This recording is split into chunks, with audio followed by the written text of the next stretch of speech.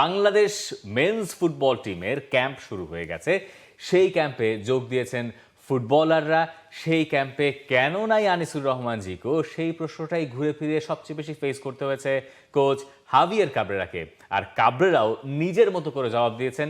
তিনি বলছেন তার দৃষ্টিতে শ্রাবণ বসুন্ধরা কিংসের সেকেন্ড চয়েস গোলকিপার যিনি নিয়মিত খেলছেন না, তিনি মোর talented than Anisur Rahman.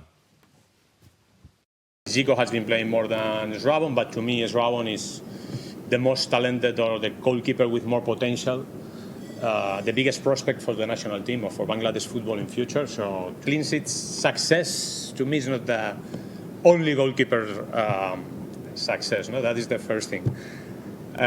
Then Isaac Akondo in the same way as I was speaking about the Sravon. I always like to, many times, not always, but most of the times, we invite usually or we call up a goalkeeper that is younger, no? Usually to see Isaac has been doing very well. I think he has some important capacities that can fit in our way of playing. That's why we call Isaac.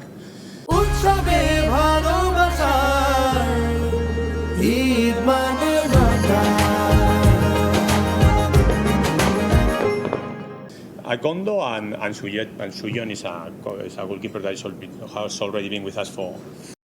দেখুন, এখানে তার প্রথম প্রশ্নটা তার কাছে ছিল যে জিকো তো বেশি গেম টাইম পাচ্ছে লিগে। 11টা গেম উইকে তিনি 10টায় স্টার্ট করেছেন, মাঝে শুধু সেকেন্ড 2 নম্বর গেম উইকে আনিসুর রহমান মেহেদী হাসান শ্রাবণ স্টার্ট করেছিলেন। তাহলে কেন মেহেদী হাসান শ্রাবণকে তিনি চুজ করছেন? তার উত্তর ছিল যে খুব স্বাভাবিকভাবে যে মেহেদী হাসান শ্রাবণ বাংলাদেশের সব থেকে ট্যালেন্টেড, সব থেকে প্রমিনেন্ট প্রডিজি তিনি বলছেন।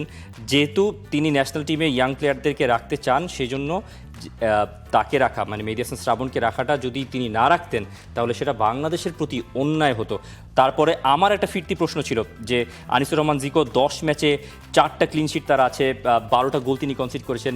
মোর ক্লিনশিটস দেন ইশাক আকন্দ, মোর ক্লিনশিটস দেন সুজন হোসেন। এমনকি সুজন হোসেন যেখানে 14টা গোল কনসিড করেছে 10টা ম্যাচ খেলে, আনিসুর রহমান জিকো কনসিড করেছে 10 ম্যাচে 12 গোল। খুব স্বাভাবিকভাবে মিতুল মারমা এখানে ফার্স্ট চয়েস। মিতুল মারমার ঘরোয়া লিগের পারফরমেন্স আপনি যদি বিচার করেন, সবার উপরে নাম্বার 2ন্ডে হওয়া উচিত আনিসুর রহমান জিকো।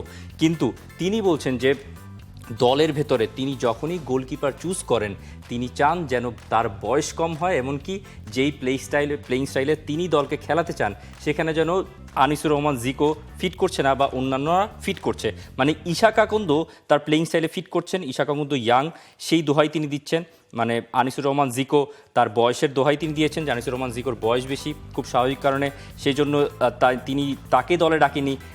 এমনকি অন্যদিকে সুজন হোসেন অনেকদিন ধরে দলে আছে, সেজন্য তিনি সুজন হোসেনকে ডাকছেন, কিন্তু আনিসুর রহমান জিকোকে ডাকছেন না। গোলকিপিং কোচের একটা হিসেব যদি আমরা দেখি, একই মিশনে এশিয়ান কাপ কোয়ালিফাইংয়ের 2025-এর মার্চ উইন্ডো থেকে, ভারত ম্যাচ থেকে 2026-এর মার্চ উইন্ডো, সিঙ্গাপুর ম্যাচ, 4 জন গোলকিপিং কোচ। এই নিয়ে আশরাফুল রানা নতুন গোলকিপিং কোচ নিয়ে এবার ক্যাম্প শুরু করেছেন। মানে গোলকিপার নিয়ে যেমন একটা সমস্যা, গোলকিপিং কোচ নিয়ে একটা সমস্যা। প্রতিবার যায় আর গোলকিপিং কোচ পরিবর্তন হয় বাংলাদেশে। যেমন শেষবার জাভি ছিলেন, যিনি জাভি এর্নান্দেজের সঙ্গে কাজ করেছেন, বেশ হাই প্রোফাইল গোলকিপিং কোচ।